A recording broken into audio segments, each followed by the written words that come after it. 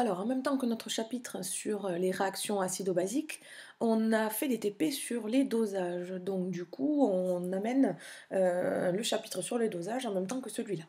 On va faire quelques rappels sur des dosages qu'on a déjà vus avant, et puis on va voir les méthodes vues dans ce chapitre sur les dosages acido-basiques.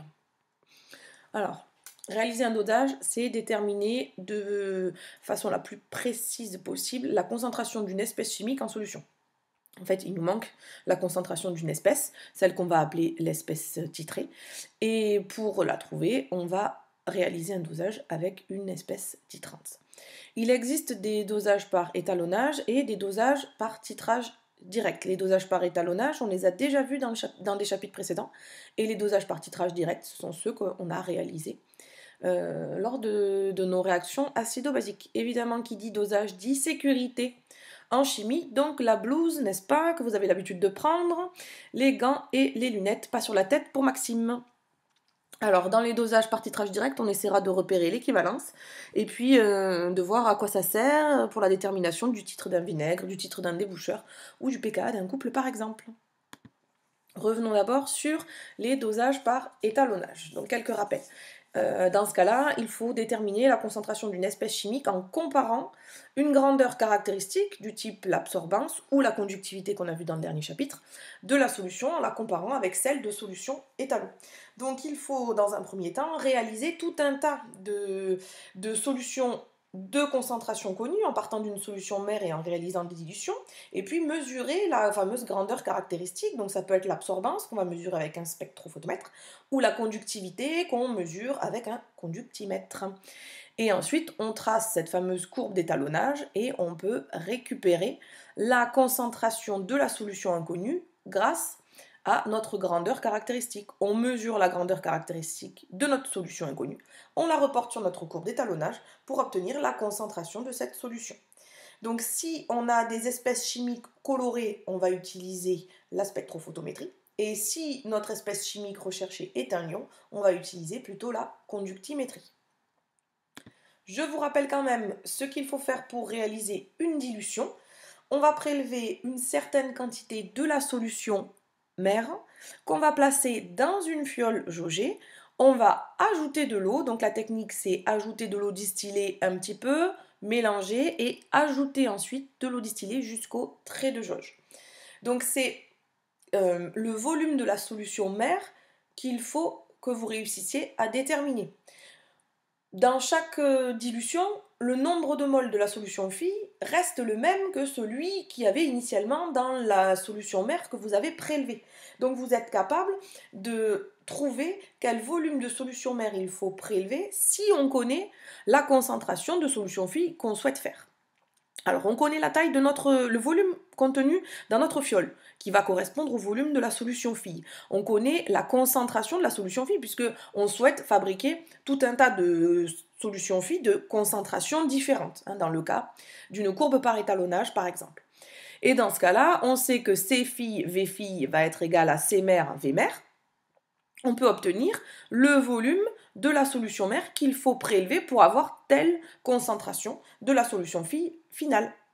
On peut aussi, par la même méthode, obtenir la concentration de la solution phi si on connaît la concentration, le volume de la solution mère et le volume de la solution phi. Ça peut être aussi une autre façon. Ou on peut obtenir le volume nécessaire de la solution phi si on connaît les trois autres grandeurs. Donc voilà sur les rappels de dilution que vous êtes censé savoir décrire, schématiser et pour lequel vous devez être capable de trouver la valeur inconnue. Donc dans le cas des dosages par étalonnage, ce qui est inconnu, c'est le volume de la solution mère à prélever pour réaliser vos différentes solutions phi. Donc, parlons maintenant des dosages par titrage direct. Ce sont les différents dosages d'acido-basique que nous avons vus dans notre chapitre. Alors, dans tous les dosages, le montage est le même. Vous avez une burette graduée qui contient la solution titrante et un bécher qui contient la solution titrée. Il faut placer un barreau aimanté et un agitateur magnétique, et puis, suivant le type de dosage qu'on va réaliser, vous allez ajouter dans le bécher soit un pH mètre, soit un conductimètre, soit un indicateur coloré. Donc dans ce cas-là, ce qui va se passer, c'est une réaction chimique qui va être le support de notre titrage. L'objectif reste de déterminer la concentration de l'espèce titrée qui va réagir avec l'espèce titrante. La réaction, c'est toujours la même chose, espèce titrée plus espèce titrante qui va donner les produits. Donc à vous de savoir, d'après l'énoncé, qui est la solution titrée, qui est la solution titrante et d'écrire la réaction support du dosage. Une réaction de dosage est forcément totale et rapide. Pourquoi rapide? Parce que si on est dans une cinétique lente et qu'à chaque millilitre ajouté, il va falloir attendre 10 minutes que la réaction se fasse, on en a pour des heures de dosage. De la même façon, il faut qu'elle soit totale. On a vu dans le chapitre précédent la différence entre les réactions totales et les réactions à l'équilibre. À l'équilibre, tout n'est pas consommé. Il est donc clairement impossible de déterminer la concentration de la solution titrée si on ne sait pas que la réaction se réalise et si on ne connaît pas l'avancement total. Donc voilà, on est obligé d'avoir une réaction totale et rapide. 3 sortes de dosage, j'en parlais tout à l'heure, le dosage colorimétrique avec un indicateur coloré, le dosage pH métrique avec un pH mètre et le dosage conductimétrique avec un conductimètre. Alors dans tous les cas, ce qu'on va rechercher, c'est l'équivalence du titrage pour pouvoir déterminer la concentration de l'espèce inconnue. L'équivalence est atteinte lorsque les deux réactifs sont totalement consommés, c'est-à-dire que le mélange titrant-titré est dans les conditions stoichiométriques. Alors qu'est-ce que ça veut dire tout ça? Prenons l'exemple du dosage colorimétrique. L'équivalence c'est défini comme la consommation totale des réactifs, c'est-à-dire que on va pouvoir déterminer le volume équivalent en regardant deux choses. Première possibilité, un de nos réactifs ou un des produits est une espèce chimique directement déjà colorée. Dans ce cas-là, ça va être la coloration ou la décoloration brutale de notre mélange réactionnel qui va correspondre à l'équivalence. Soit tout est consommé et on a une décoloration, soit c'est la production d'une nouvelle molécule colorée qui va faire apparaître une coloration au moment de l'équivalence. Ça, c'est si une des espèces chimiques est déjà colorée. Si aucune espèce chimique est colorée, il va falloir ajouter un indicateur coloré. Souvent acido-basique, parfois d'oxydoréduction. Donc cet indicateur coloré, lui, il va réagir et il va provoquer un changement de teinte et donc on va pouvoir observer l'équivalence. Il faudra donc choisir le bon indicateur coloré. Premier exemple, on a le titrage de l'acide acétique 0,1 mol par litre par de la soude 0,1 mol par litre et on mesure le pH en fonction du volume versé. On se rend compte que à l'équivalence, rappelez-vous, méthode des tangentes, on obtient le point équivalent et donc le pH à l'équivalence. Le pH à l'équivalence c'est d'environ 9. Si on regarde dans la liste de nos indicateurs colorés, il faut qu'on trouve un indicateur coloré qui a une zone de virage, un changement de couleur, aux alentours de 9.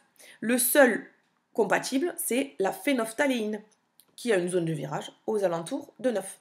Deuxième exemple, si on réalise le dosage d'un acide fort avec une base forte, dans ce cas-là, le pH à l'équivalence est forcément aux environs de 7. On va pouvoir utiliser comme indicateur coloré le bleu de bromothymol, qui a un changement de couleur aux environs de pH égale 7. Donc lorsqu'on réalise un dosage colorimétrique, il faut soit avoir une espèce chimique colorée dans notre mélange réactionnel, soit utiliser le bon indicateur coloré. Les dosages pH métriques maintenant. La méthode reste la même, sauf que cette fois-ci, on va ajouter dans le mélange réactionnel un pH mètre. Niveau expérimental, il faut faire bien attention que l'agitateur magnétique ne soit jamais en contact avec le pH mètre. Alors, dans ce cas-là, si on souhaite doser, titrer une solution acide, il faut impérativement mettre dans la burette une solution basique. C'était aussi le cas pour le dosage colorimétrique précédent. Si on veut doser une solution de base, il faudra mettre dans la burette une solution acide. Et qui plus est, il faut que la réaction soit totale et rapide, rappelez-vous. Donc, on va utiliser comme solution titrante soit une base forte, soit un acide fort, pour faire que la réaction dans le mélange réactionnel soit rapide et totale. Lors d'un dosage pH métrique, l'équivalence est repérée, elle, par un brusque saut de pH qui ressemble à ça. On a un grand saut de pH et on peut, grâce à la méthode des tangentes qu'on a vu plusieurs fois en TP et en exercice, repérer le point équivalent. Deuxième méthode, si vous avez en plus de la courbe de pH, qui est représentée en rouge sur ce graphique, la courbe de la dérivée du pH, c'est celle qui est en bleu là, la dérivée du pH. Cette dérivée du pH, elle va avoir un pic au moment de l'équivalence. Donc elle est beaucoup plus facile que la méthode des tangentes, mais ce n'est pas systématiquement qu'on va vous donner la courbe de la dérivée du pH. Donc si vous l'avez, au maximum de la dérivée du pH correspond le point de l'équivalence. Donc vous avez deux méthodes lorsque vous avez un dosage pH métrique pour trouver l'équivalence. Alors on va voir maintenant quelques exemples à quoi ressemblent les courbes lors d'un dosage d'une base faible par un acide fort. Par exemple, l'ammoniac qui est dosé avec les ions H3O+, on obtient l'ion ammonium et de l'eau. On a un saut de pH qui, lui, est vers le bas puisqu'on dose une base avec un acide fort.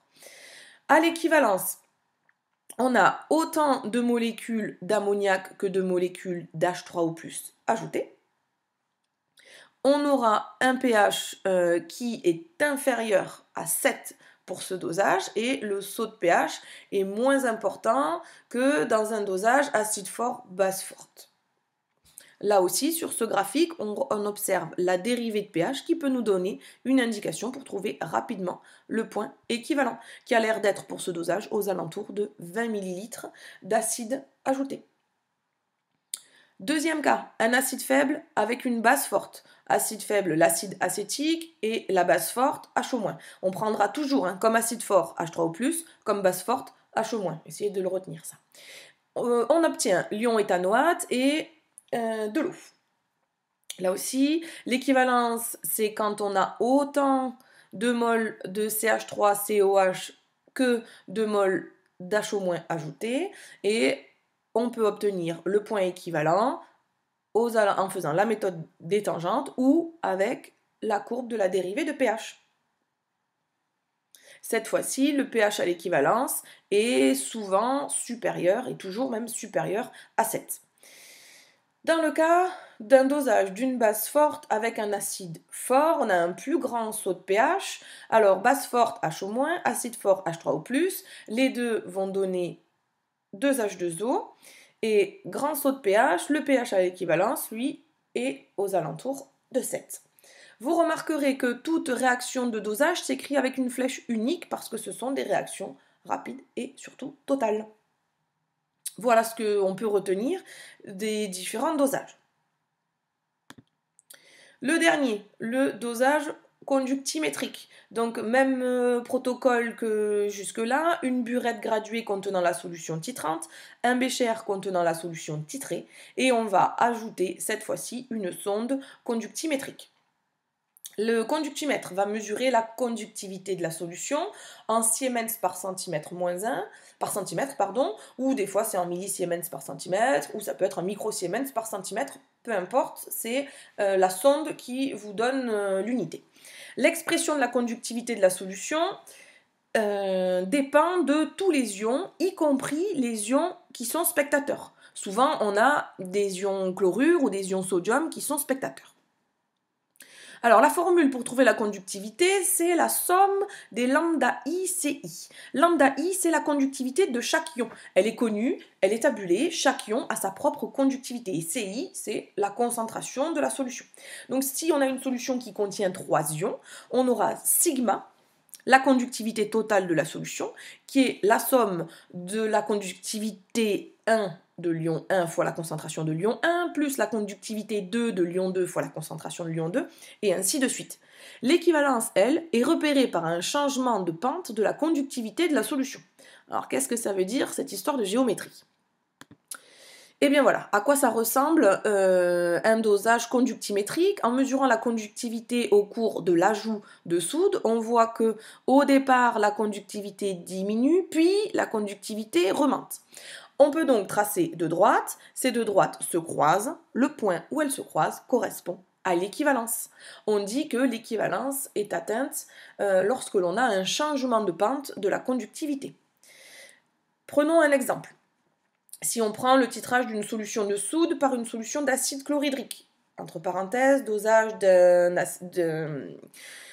d'un acide fort avec une base forte, dans ce cas-là, le phénomène de dilution est négligeable, c'est une phrase qu'on dit tout le temps dès qu'on est en train de faire de la conductimétrie.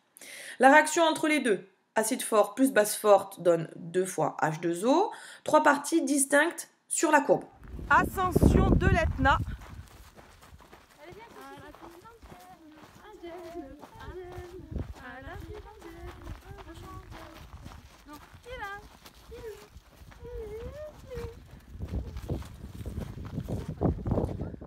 Alors, 3 parties distinctes sur la courbe, on est avant le dosage, au moment de l'équivalence et après le dosage. Avant le dosage, on voit que la courbe diminue. On va essayer d'expliquer quels sont les ions qui peuvent expliquer cette diminution de la courbe.